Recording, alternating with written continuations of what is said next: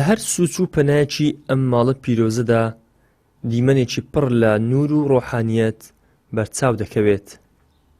باوەڕداران بە دڵێکی لێوانلێ و لە ئومێد لە ناو ڕیزەکانی نوێژ و سوزەدا ڕوویان لە بارگای خودا کردووە. لێرە لە ناو حەڕەمی مزگەوتدا چرپەی نزا و دەنجی خوێندنی ئاەتەکانی قورئان تێکەڵ بوون، چونکە ئەم شەوانە دەرفەتێکی دیاری کراون. خودای مەزن لە وەسفیدا دەفەرموێت لەیلەة القەدر خەیر من ئەلف شەهر. لە نێو هەزار کوڕنووش و پاڕانەوەدا هەزاران دەست بەرەو ئاسمان بەرز بوونەتەوە تا تینوێتی دڵیان بە لێخۆشبوونی خودا بشکێنن. هەوش و گەرم و گوڕێکی زۆری پێوە دیارە تێگەیم، یعنی ئەوە خریکن نوێژە سەلات و تەسبیحەکەن لە هێواری ڕایانی لە پشتی نوێژە حشایە ڕاخەرکەکە بە تایبەتی زۆر مابەوە لێنانێ. ئێجا لە پشتی نوێژێ دەست بە شەو نوێژەکەن لە پشتی نوێژە سەلات و تەسبیح. لە پشتی شەو نوێژەش هەنجی زیکر و تەسبیحات و اللهم إنك عفو كريم تحب العفو فاعف عنا زۆر بە تایبەتی ئەکرێ. پێیانمەوەی خوای گەورە لێمان خۆش بی لە دنیا و لە قیامەت.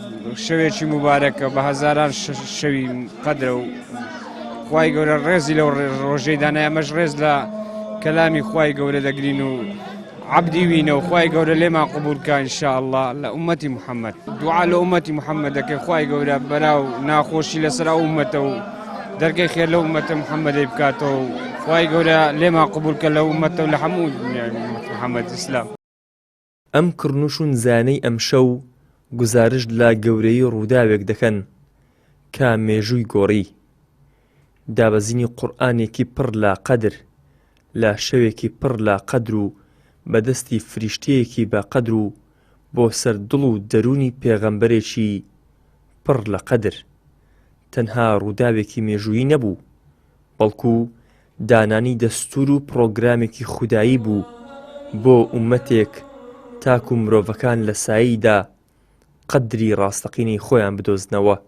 کە شەوی قەدر زوندوو دەکەینەوە بە تایبەتی لە مانجی ڕەمەزان کە دەمانێت بکەینە سەرتاک لە بۆ گۆڕانکاری دووبارە قەدر و قیمەت لە بۆ خۆمان بجێڕینەوە و پاشان کە دێنێ ئێران لە بەرەوەی گەورەمان جبریل لەگەت سەردەم فریشتەکان دادەبەزن لە لای خوای سەلام سەلامی دەینن.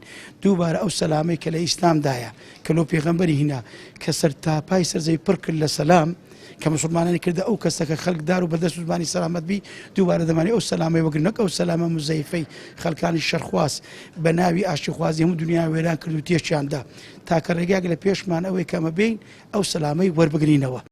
شەوانی قەدر وێزگەیەکن بۆ نوێبوونەوەی دڵ و ئاشتکردنەوەی ڕۆح لەگەڵ خودا.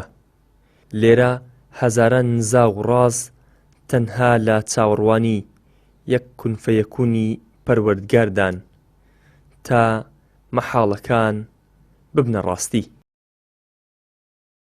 ئیدریس محەممەد، کەناڵی ئاسمانی پەیام، هەولێر.